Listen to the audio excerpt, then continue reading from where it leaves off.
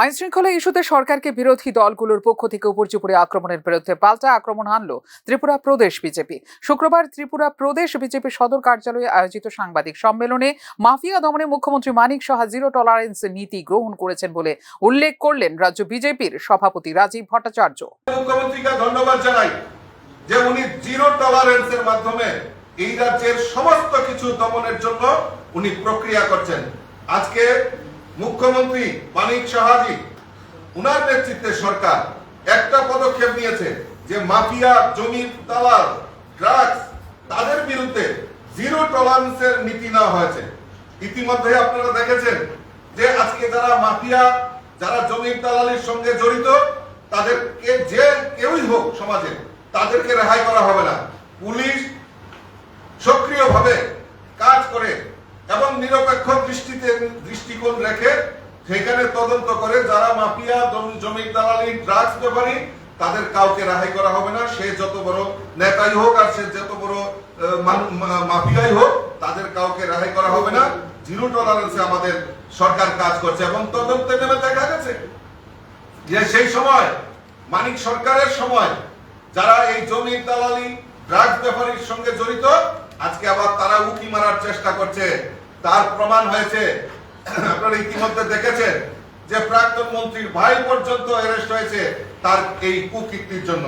কাজে এখানে কোন রকম রেহাই দেওয়ার কোন ব্যবস্থা আমাদের রাজ্যের মাননীয় মুখ্যমন্ত্রী সেই জিরো টলারেন্সে কাজ করছে, তার জন্য উনাকে ধন্যবাদ জানাই। বক্তব্য একদিকে সভ্যপদ অভিযানে এখনো পর্যন্ত অনলাইনে 7,44,000 সভ্য ত্রিপুরা প্রদেশ বিজেপিতে নাম নথিভুক্ত করেছেন বলে জানিয়েছেন ত্রিপুরা প্রদেশ বিজেপি সভাপতি রাজীব ভট্টাচার্য। এক্ষেত্রে অফলাইনে নাম নথিভুক্ত করেছেন 2 লক্ষ সভ্য।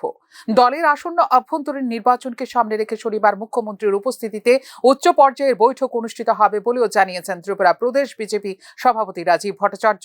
গতকালকে অবধি আমাদের কাছে যে মেম্বারশিপের তথ্য এসেছে তাতে দেখা যায় আমরা এই সারা রাজ্যে প্রায় 7,44,000 আমরা অনলাইন মেম্বারশিপ করেছি। আমরা অফলাইনের মাধ্যমে এখন পর্যন্ত প্রায় আমার কাছে যে তথ্য এসেছে তাতে আমাদের প্রায় 2 লক্ষ মেম্বারশিপ আমাদের অফলাইনে অর্থাৎ ফর্মের মাধ্যমে আমাদের হয়েছে এবং আগামী দিন আমি আশা করি আমাদের যে লক্ষ্যমাত্রা রেখেছি সেই লক্ষ্যমাত্রায় আমরা পৌঁছাবো। এবং অ্যাক্টিভ মেম্বার, এটা প্রতি 6 বছর অন্তর অন্তর আমাদের অ্যাক্টিভ মেম্বার নিতে হয়।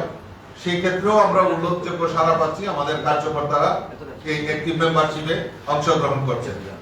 এবং আমাদের সাংগঠনিক প্রক্রিয়া হিসাবে আগামীকালকে আমাদের রাজ্যের প্রভারী ডক্টর রাজদীপ রায়, আমাদের সংগঠন মন্ত্রী আদরণীয় রবীন্দ্র রাজুজি এবং আমাদের নর্থ ইস্টের কোঅর্ডিনেটর সম্বিত পাত্রাজি এবং রাজ্যের মাননীয় মুখ্যমন্ত্রী প্রফেসর ডক্টর মানিক সাহাজির পৌরোহিত্যে একটা সাংগঠনিক বৈঠক অনুষ্ঠিত হবে। সেখানে আগামী দিনে সংগঠনকে সাজানোর জন্য সেখানে বিস্তারিত আলোচনা হবে। সেখানে একটা ওয়ার্কশপ আভ্যন্তরীণ সাংগঠনিক নির্বাচনকে সামনে রেখে ইতিমধ্যে সক্রিয় হয়ে উঠেছে ত্রিপুরা প্রদেশ বিজেপি। আগামী 31শে অক্টোবর পর্যন্ত চলা সভ্যপদ অভিযানের পরেই ধাপে ধাপে শুরু হয়ে যাবে দলের বুথ, মণ্ডল, জেলা এবং সবশেষে রাজ্য সভাপতি নির্বাচনের প্রক্রিয়া। আর এসব কিছুই হবে ডিসেম্বরের প্রথম সপ্তাহের মধ্যে। আগামী 15ই ডিসেম্বরের মধ্যে জাতীয় পর্যায়ে দলের সর্বভারতীয় সভাপতি নির্বাচনের বিষয়টিও শেষ করার সিদ্ধান্ত নিয়েছে বিজেপি কেন্দ্রীয় নেতৃত্ব। Bureau Report, News Now.